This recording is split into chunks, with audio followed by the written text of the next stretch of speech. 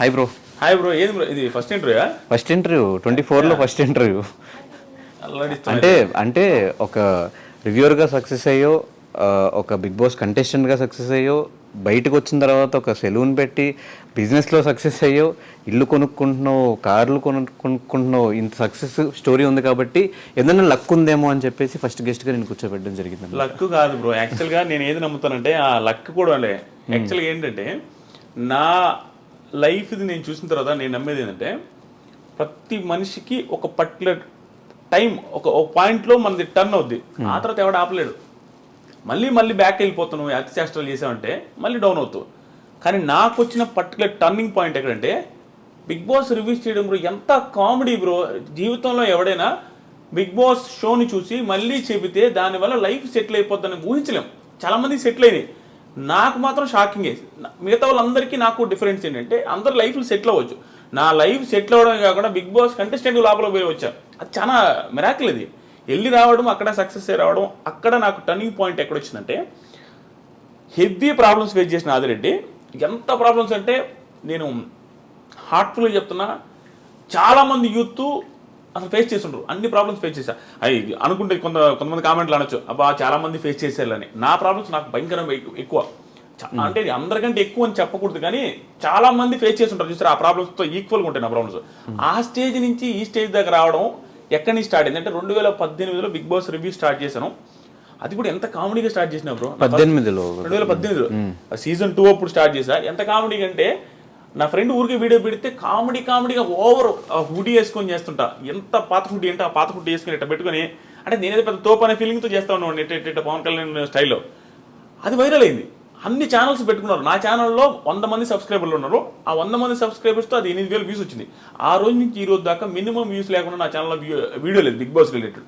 అది నా లైఫ్లో టర్నింగ్ పాయింట్. దానికి ముందు పడ్డ కష్టాలు కొన్ని చెప్తాను చూడండి. నేనదే లక్ అన్నా చూసారా, ఆ లక్ ఆ టైం ఉంది చూసారా, అది కలిసి వస్తే ఎవడు ఆపలేడు. నాకు కలిసి వచ్చిన పాయింట్ ఇది. దానికి ముందు 30 ఇయర్స్ బ్రో. నాకు ఈ ఇంటర్వ్యూలో నాకు తెలిసి నేనే మాట్లాడతాను ఎక్కువ. నాకు అట్లా అనిపిస్తుంది ఒక్కోసారి. అందుకే నేను అడగదనుకున్న క్వశ్చన్స్ అంటే ముందే ఆన్సర్లు వచ్చేసాయి. నేను ఇంటర్వ్యూస్ ఎవరైనా నేను ఎందుకు ఇవ్వనంటే నేను హార్ట్ఫుల్గా మాట్లాడేసి నాకు ఆనందం బస్పాలు ఇచ్చేస్తే నా లైఫ్ జర్నీ గురించి నేను చూసుకుంటే యాడ్ నుంచి యాడికి వచ్చానని నాకు తెలియకుండా. నాకు వేరే వాళ్ళ ముందు ఎమోషనల్ అవ్వడం నాకు ఇష్టం ఉండదు. నేను ఎమోషనల్ అయిపోతా. నాకు అలా అనిపిస్తుంది. ఎందుకంటే ఎన్ని పీక్ ప్రాబ్లమ్ చూసి ఇప్పుడు ఎంత హ్యాపీగా ఉన్నాను నాయనని. ఇప్పుడు 30 ఇయర్స్ ఉన్నాయి బ్రో.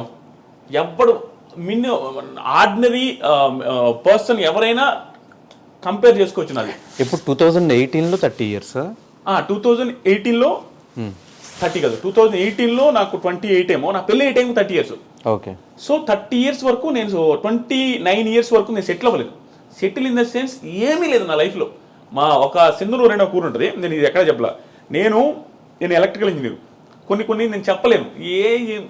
మరి ఓవర్ డ్రామాటిక్గా ఉంటుంది నా లైఫ్ స్టోరీని. కొన్ని చెప్పను ఈరోజు, కొన్ని చెప్పలేను. కానీ ఎందుకు చెప్పాలి అంటే ఆడియన్స్లో మీరు రివ్యూ స్టార్ట్ చేసిన తర్వాత మిమ్మల్ని చూసి ఓకే ఇలా కూడా సంపాదించేసి డబ్బులు అని చెప్పి యూట్యూబ్లో చాలామంది రివ్యూ స్టార్ట్ చేసిన వాళ్ళు ఉన్నారు. వాళ్ళు సక్సెస్ అయ్యి వాళ్ళ లిమిట్లో వాళ్ళు సంపాదించుకుంటున్న వాళ్ళు కూడా ఉన్నారు. కాబట్టి ఇలాంటి స్టోరీస్ అని వింటే అందరికీ ఇన్స్పిరేషన్గా ఉంటుంది కాబట్టి అడుగుతున్న క్వశ్చన్. సింధనూరు అనే ఊర్లో నేను ఎలక్ట్రికల్ ఇంజనీర్ అయ్యి ఉండి పరిస్థితి బాగాలేక సివిల్ ఫీల్డ్లో సివిల్ ఇంజనీర్ యాక్టింగ్ చేస్తూ తార్ రోడ్ల దగ్గర ఇలా పెట్టి ఆ మీటర్ ఉంటుంది. ఓన్లీ సివిల్ ఇంజనీర్స్ కంపేర్ చేసుకోవచ్చు, వాళ్ళకి అర్థమవుతుంది. ఎన్ని సెంటీమీటర్స్ తారు వచ్చిందని ఇటు చూడాలి వంగి. అది చేసేవాడు నేను. మొత్తం నల్లగా అయిపోయి తార్ రోడ్డు ఇక్కడ 13,000 14,000 ఇచ్చేవాళ్ళు. అక్కడ పని చేస్తున్నప్పుడు అక్కడ చిన్న రూమ్ ఇస్తారు మాకు. ఆ రూమ్లో ఉన్నప్పుడు మా నాన్న ఒకరోజు కాల్ చేసిండు. బాధపడతా. అప్పుడు పోయే పొజిషన్ చాలా బ్యాడ్గా ఉండేది అనమాట. ఎట్టొకటి చేసుకోరా, సెటిల్ అవ్వరా, నువ్వు నీది ఒకటే నాకు బాధ. ఎందుకంటే బాధ నాది ఒకటే కాదు, మా చెల్లెళ్ళు బ్లైండ్. మా చెల్లికి కనిపించదు, మా చెల్లి పెళ్లి చేసుకొని అంటుంటుంది. అదొక పక్క మా నాన్నకి బాధ ఉంది. ప్లస్ మా మదర్ సూసైడ్ చేసుకొని చనిపోయి ఉన్నారు, అదొక బాధ ఉంది. ఫైనాన్షియల్గా బీభత్సమైన ప్రాబ్లమ్స్లో ఉంది. Peak problems. 11 లక్షల చిల్లర బ్యాంకులో లోన్స్ ఉన్నాయి మా నాన్నకి. నాకు తెలుసు. నేను రాజకీయాలు పెద్ద కాన్సన్ట్రేట్ చేయను, కానీ ప్రతిసారి ఎలక్షన్లకు ముందు ప్రతిసారి దేవుడిని మొక్కునేది తెలుసు. ఒకప్పుడు మా నాన్న మా అకౌంట్లో అదే మా లోన్స్ ఏదైతే ఉంటాయో చూసారు, అగ్రికల్చర్ లోన్స్, అవి వెళ్ళిపోవాలా. అది ఎవడు హామీ ఇస్తే వాళ్ళు గెలవాలని కోరుకునేది. చాలామంది ఇచ్చారు అట్లాంటి హామీలు. ఈసారి అగ్రికల్చర్ లోన్స్ మొత్తం పోతాయి, వాళ్ళు ఇచ్చారు, వీళ్ళు ఇచ్చింది, అన్ని ఈ గవర్నమెంట్ ఇచ్చింది, ఆ గవర్నమెంట్ ఇచ్చింది. ప్రతిసారి నేను ఎవరు హామీ ఇస్తే వాళ్ళు గెలవాలనుకునేవాడిని. అంటే నాకు లైఫ్లో ఇంకేం గోల్స్ ఉండేది బ్రో. నా లోన్స్ క్లియర్ అయిపోతే మా నాన్న హ్యాపీ, నేను హ్యాపీ అనుకునేవాడిని. అలా మా నాన్న ఆ రోజు సింధనూరు దగ్గర ఫోన్ చేసినప్పుడు మాట్లాడాడు. అది నాకు ఇప్పటికీ గుర్తుంది.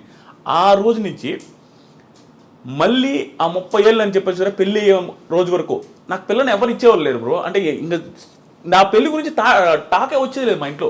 ఎందుకు సంపాదించట్లేదన్నా లేకపోతే? నేను అప్పుడు ఎంత బ్రో 48 కేజీలు వెయిట్ ఉండేవాడిని, 50 కేజీలు నా హైట్ ఇంతే ఉండదు, 6.3, 48 కేజీల వెయిట్తో మా అమ్మ సూసైడ్ చేసుకున్న ఇంటికి ఎవరైనా అంటే ఎందుకు సూసైడ్ చేసుకున్నదో, ఎన్ని ప్రాబ్లమ్స్ ఉన్నాయో, ఆ ఇంటికి మళ్ళీ కోడలు ఎవరైనా ఇవ్వాలనుకుంటారా? ప్లస్ మా ఇంట్లో మా చెల్లెలు అలాగే ఉంది, ఒక పర్సన్ హ్యాండిక్యాప్డ్ పర్సన్ ఉండే ఇంటికి ఎవరు ఇవ్వాలనుకోరు. అలాంటి సిచ్యువేషన్లో ఉన్న నాకు పెళ్లి తాటు మా ఇంట్లో లేదు, నాకు లేదు, ప్లస్ అప్పులు నేను అందరికీ తెలుసు. ఆ పొజిషన్ నుంచి 30s నాకు ఎలా ఉన్నాడు చూడు, నా పెళ్లి కాలేదు.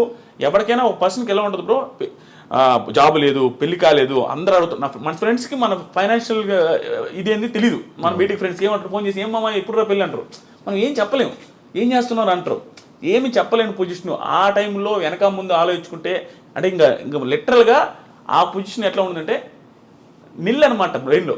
అంటే ఇంక మనకు ఆలోచించడానికి కూడా ఏం ఎట్టబోతే అట్ట వదిలేసిన, అసలు మొత్తం ఫ్రీగా వదిలేయబట్టే బిగ్ బాస్ రివ్యూ చేసిన కామెడీగా. అంటే నీకు ఒక టైం వస్తుంది బ్రో, నేను కాన్సన్ట్రేట్ చేసి నా లైఫ్ని నా కెరీర్ టర్న్ అవ్వాల, నోటుకు వచ్చినట్టు వదిలేస్తే కెరీర్ ఒక మలుపుకి వచ్చింది. అలా కామెడీగా చేసిన బిగ్ బాస్ రివ్యూస్. ఆ తర్వాత నాకు తెలియదు అసలు బిగ్ బాస్ రివ్యూస్ చేస్తే డబ్బులు వస్తాయని కూడా.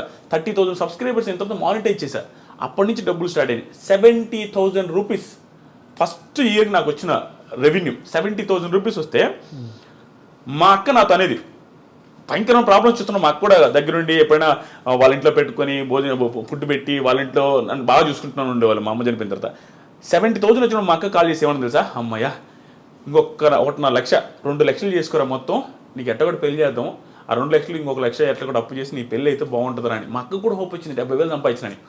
అక్కడ స్టార్ట్ అయిన నా జర్నీ లాస్ట్ బిగ్ బాస్ రివ్యూస్లో ఒక మంత్కి 39 లక్షలు మీరు ఆల్రెడీ చూసుంటారు, అక్కడ దాకా వచ్చింది. నేను ఈ వీడియోలో ఇవి చెప్పేది పొగరుగా చెప్పట్లేదు బ్రో.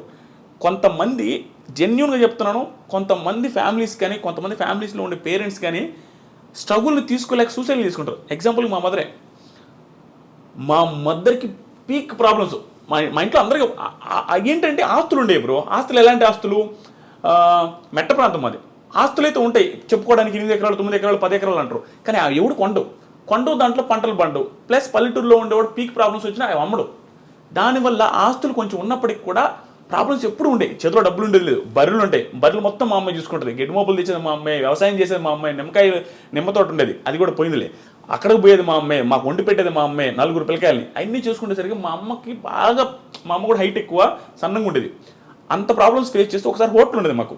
ఎంత ప్రాబ్లమ్స్ అంటే ఒకసారి ఊహించుకుంటేనే అంటే నేను పేరెంట్ అయిన తర్వాత మా ఇంట్లో వాళ్ళు ఎంత స్ట్రగుల్ అయి ఉంటారో మా అమ్మ అనిపిస్తుంది. మా వైఫ్ని చూసిన తర్వాత హోటల్ ఉండేది, చిన్న హోటల్, ఊర్లో రేకుల షెడ్ వేసి ఒక హోటల్, మా సొంత ప్లేసే కాబట్టి అక్కడ పెట్టాము. బోండాలు, ఇడ్లీలు, పూరీలు అన్నీ చేసి మా అమ్మాయి పెట్టి మా అమ్మాయి వండి అందరికీ పెడతా ఉండేది. అవే డబ్బులు వస్తూ ఉండేవి. అప్పుడు మేము హ్యాపీగా ఉన్నాం. ఆ టైంలో ఆ హోటల్ పెట్టిన టైంలో మా మంచి సక్సెస్లో ఉండేది. ఓకే కొంచెం డబ్బులు చూస్తున్నాం.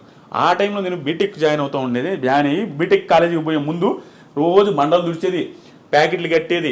నాకు ఇష్టం ఉండదు, ఎవరికి ఇష్టం ఉంటుంది బ్రో. బిల్డప్ ఇవ్వాలని ఎవరికైనా ఉంటుంది. మిడిల్ క్లాస్ పర్సన్ బిల్డప్ ఇస్తాం. బీటెక్ స్టూడెంట్ అంటే ఏమనిపిస్తుంది, సో బిల్డప్ ముందు అనుకునే వాళ్ళం. ఆ ప్యాకెట్లు కట్టుకుంటా అవి క్లీన్ చేసుకుంటూ ఉండేది. ఆ టైంలో మా అమ్మకు ఒకరోజు నేను పూరి చేస్తా, పూరి బాండలు మొత్తం కాలం మీద పడిపోయింది. వేడి ఆయిల్ డైరెక్ట్ పూరీలు చేస్తూ ఉంది, అది స్లిప్ అయి పడిపోతే ఆ పడ్డ కాళ్ళంతా కాలిపోయింది, ఎగిరొచ్చి ముఖం మీద అంతా పడ్డాయి. మొత్తం ముఖం కాలింది, కాలు కాలి. మా అమ్మ ఆల్మోస్ట్ 3-4 నెలలు బెడ్ రెడ్. అక్కడి నుంచి అంటే ఆ రోజు నుంచి మా అమ్మకి మొత్తం టర్న్ అయింది.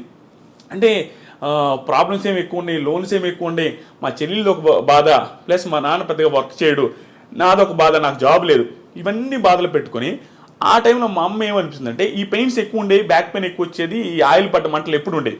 దానివల్ల సడన్గా ఒకరోజు సూసైడ్ చేసుకుని చచ్చిపోయింది. అది ఎందుకు చచ్చిపోయింది, ఏమి రీజన్స్ అనేది తెలియదు. మాకు అర్థమైంది ఏంటంటే ఎప్పుడు బ్యాక్ పెయిన్ అంటూ ఉంటుంది, ఈ మంటలు అంటూ ఉంటుంది, పరిస్థితులు బాగాలేవు, అప్పులు ఎట చేయాలనేది. ఎందుకంటే మా అమ్మ ఒక్కటే కష్టపడుతూ ఉంటుంది. అవన్నీ తట్టుకోలేక సూసైడ్ చేసుకుని చచ్చిపోయింది బాత్రూమ్కి వెళ్ళి. అది కూడా నార్మల్. ఆ రోజు కూడా లాస్ట్ ఫుడ్ తినింది నేనే. గోంగూర పచ్చడి నాకు ఎప్పటికీ గుర్తుంది. అంటే మన బెల్ల పెట్టుండదు తెలిసాను. ఇప్పుడు నేను రిగ్రెట్ ఫీల్ అవుతా. ఆ రోజు కూడా నాకు ఇప్పటికి గుర్తు. ఏంది మా ఈరోజు కూర అంటే పచ్చడి రాని. పచ్చడితో ఏంది అంటే మా ఇది సరే పెట్ట 2 ముద్దలు తిని నేను తిను. మన బిహేవియర్ అట్లా ఉంటుంది. బిల్డప్ ఇస్తుంటాం కదా, ఇసిరేసేది ప్లేట్లు, అదే విధంగా ఉండేది.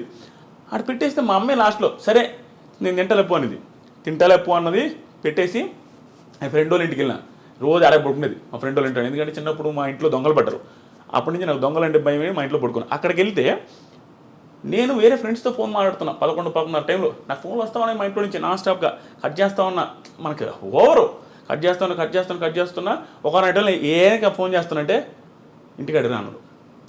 మర్చిపోయి నేను ఫోన్ ఎత్తకపోతే నా ఫ్రెండ్ లోపల ఇంట్లో ఉన్నాడు, వాడికి ఫోన్ చేసి అది ఏంది ఫోన్ ఎత్తట్లేదు ఒకసారి ఇంటికి రమ్మని రాను. వాళ్ళకి మా అమ్మ చచ్చిపోయిన విషయం చెప్పేశారు, అలా చెప్పేశారు. నేను బయట ఫోన్ మాట్లాడుతున్నా నైస్గా, వాడు పప్పు తిన్న అన్నంతో వచ్చిండు బయటికి వచ్చి, మామ మీ ఇంటి దాకా పెద్ద మామ అన్నాడు. నువ్వు పోయి రాపరా, మీ అన్నతో నాకు పని ఉందంటే నువ్వు పోయి రాపరా, వాడేమనంటే నెక్స్ట్ వెళ్ళి కూడా రామమ్మ అనేసరికి సరే అని నేను ఫోన్ కూడా ఫోన్ పెట్టకుండా మధ్యలో కూర్చొని బైక్లో మాట్లాడుతూ ఉన్నా. వాడులో మామ ఫోన్ పెట్టి మామ అన్నాడు, ఫోన్ పెట్టి అన్నాడు. పెట్టేసిన తర్వాత వాళ్ళ తమ్ముడు నా వెనక కూర్చోన్నాడు, నేను మధ్యలో ఉంటే వాడు చెయ్యి నా మీద వేస్తుంటే వాడు పప్పు అన్నం పప్పు అంతా ఉంది. రే హరీష్ ఇటు చెయ్యి కూడా కడుక్కోవాలన్నా, రే మనకేం తెలియదు కదా, ఇటు చెయ్యి కూడా కడుక్కోలేదు ముండనాయుడు అంటా ఉన్నా. మర్చిపోయిన అమ్మ అంటాడు. పోతే మా అమ్మ మా ఇంటి చుట్టూ జనాలు ఉన్నారు, ఏంది వీళ్ళందరూ ఈ టైంలో ఉంటే ఏమన్నా గొడవ అయింది ఇంట్లో ఎందుకు ఏంటి అసలు. పోగానే మా అమ్మని బయటికి తెచ్చున్నారు, గుండెల మీద వస్తూ ఉన్నారు. అబ్బా నాకు అంటే నేను ఉన్నాను బతుకుంది అనుకున్నా ఎంత. అప్పుడు ఇంకా వెంటనే చూడగానే చచ్చిపోయింది.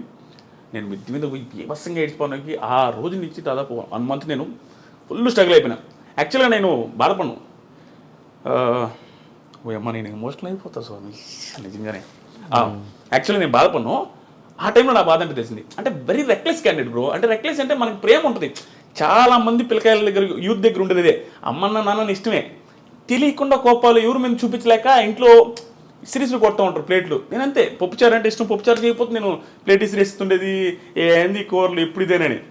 పరిస్థితులు బాగాలేవు, అది మనకు తెలిసినా కూడా బిల్డప్ ఇస్తుంటాం. ఆ సిచ్యువేషన్ అప్పుడు నాకు అన్నీ గుర్తొస్తుంది, ఎంత ఓవర్ చేసామురా అని. కానీ నిజంగా చెప్తున్నా బ్రో, మా అమ్మ చనిపోయే ముందు 2 months 2-3 months మా అమ్మని భయంకరంగా అర్థం చేసుకుంటాను. చెప్పిన ప్రతి మాట వినేవాడిని. ఎందుకో మా అమ్మ భయంకర స్ట్రగుల్ అవుతుంది నాకు అర్థమైంది. అక్కడ ఒక టైం వస్తుంది చూస్తారా, మనం కూడా ఎంత ఎదవైనా అర్థం చేసుకుంటాడు, ఆ పక్కన నేను ఎంత ఇబ్బంది పడుతున్నాను ఆ టైం అది మళ్ళీ అర్థం చేసుకునేది బ్రో. చిన్న మాట, ఒకప్పుడు నేను రోడ్లో పేరాపర్ వచ్చినాడు అంటే నేను పంపము అనేవాడిని. అలాంటిది ఒక మాట చెప్పిన వెంటనే వెళ్ళేవాడిని. మా అమ్మకి బలానం, నేను ఒక్కని ఎంత బాగా వింటున్నాడు అనే ఫీలింగ్లో ఉండేది. కానీ సడన్గా చేసుకునేసరికి మాకు ఎవ్వరికి అర్థం కాదు. అది ఎట్లా అంటే బాత్రూమ్ రేకులు బాత్రూము, మా అమ్మ 5.7 5.8 ఉంటుంది, ఆ ఎత్తు 5.9 ఉంటుంది అంతే ఆ బాత్రూమ్. అంటే మనిషి ఊరేసుకొని ఏలాడాలంటే కాలు తగులుతుంటాయి. ఎలా ఎంత ఇబ్బంది పడి ఊరేసుకున్నదని మాకు ఇప్పటికీ ఆశ్చర్యం కనిపిస్తుంది, ఎంత పెయిన్ ఉంటే బాధపడద్దని. ఈ సుత్తి అంతా నేను ఎందుకు చెప్తున్నా అంటే సుత్తి కాదు, చాలా మందికి ఇది ధైర్యాన్ని ఇవ్వాలి నాకు. ఆ పొజిషన్ నుంచి మా అమ్మ లైఫ్ మారదులే ఇంకా నా జీవితమే ఇంతే అనుకుని సూసైడ్ చేసుకుంటే, అంటే నేను ఇంకా నా లైఫ్ మారదు అనుకుంటే, నేను ఇప్పుడు 20 మంది లైఫ్లు మారుస్తున్నా. నేను సెలూన్ పెట్టి నా సెలూన్లో 20 మంది పనిచేస్తున్నారు, నా చుట్టూ 5-6 మంది ఉంటారు, వాళ్ళ లైఫ్లు నేను చూసుకుంటూ ఉంటాను. ఇన్ని లైఫ్లు నేను మారుస్తుంటే మా అమ్మ లైఫ్ మార్చలేను అనుకున్నది. హోప్లెస్గా అయిపోయి సూసైడ్ చేసుకుని చచ్చిపోయింది, ఇంకా ఆనందం ఉంటుంది. అదే మా మదరు సూసైడ్ చేసుకోకుండా ఎదిరించి పోరాడి ఇక్కడ దాకా ఉండుంటే ఈరోజు మా మదర్ ఉన్నప్పుడు నా సక్సెస్ ఇంకా ఎక్కువ ఉండేది కూడా, ఆనందంలో ఇంకా హ్యాపీగా ఉండదు. ఇప్పుడు మేము వీడియో చేస్తున్నాం, మా అమ్మ మదర్ కూడా మా వీడియోస్లో ఉండుంటే ఇంకా ఎంత బాగుంటుంది. ఇవన్నీ ఆలోచించుకుంటుంటే నాకు అనిపిస్తుంది, ఒరే నాయన సూసైడ్ ఎందుకు చేసుకుంటారో, నా లైఫే బెస్ట్ ఎగ్జాంపుల్. అసలు టర్నింగ్ పాయింట్ ఉండదు, హ్యూజ్ ప్రాబ్లమ్స్ కానీ మా అమ్మ సూసైడ్ చేసుకున్నది. నా లైఫ్ ఈరోజు ఎట్టుంది, ఏ రకంగా ఉంది. మా ఊర్లో ఇంకొక ఎగ్జాంపుల్, నేను క్వశ్చన్ కూడా అడగా, నాకు మా ఊర్లో చిన్న ఎగ్జాంపుల్ చూడండి లైఫ్ మారడానికి. నేను జస్ట్ ఒక ఇంగ్లీష్ మాట మాట్లాడితే యా అన్న ఒకరి ముందు ఏదో అడిగితే యా అంటే మేము కానీ మెతుకులేదు కానీ ఇంగ్లీష్ రా నీకు అన్నారు. నేను 10th చదివేటప్పుడు ఆ పొజిషన్ అట్లుండేది మాకు. ఆ రోజు నుంచి నా దగ్గర అప్పు తీసుకుని 10,000 ఎగ్గొట్టారు.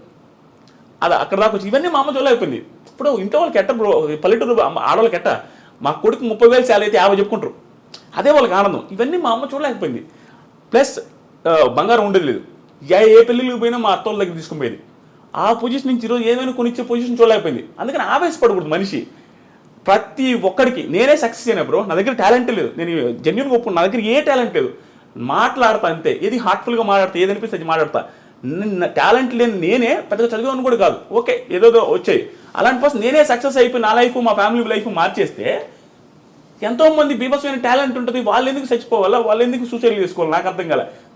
నువ్వు వెయిట్ చేయి, బిగ్ బాస్ తుప్పాస్ బిగ్ బాస్ చాలా మంది ఆ షోని తిట్టుకుంటూ ఉంటారు, ఇప్పుడు తెలియదు ఉంది అది ఒక షోనా అంటారు. ఇన్ని చెప్తుంటే ఆ షో ఒక లైఫ్ మార్చింది, ఒక ఫ్యామిలీ లైఫ్ మార్చింది, మా తరాన్ని మార్చింది. ఇక్కడ నుంచి మా తరం స్టార్ట్ అయిపోద్ది, మా ఒక జనరేషన్ మార్చినట్టే. దాంతోపాటు నా చుట్టూ ఉండే ఒక 20 మంది బతుకుతున్నారు.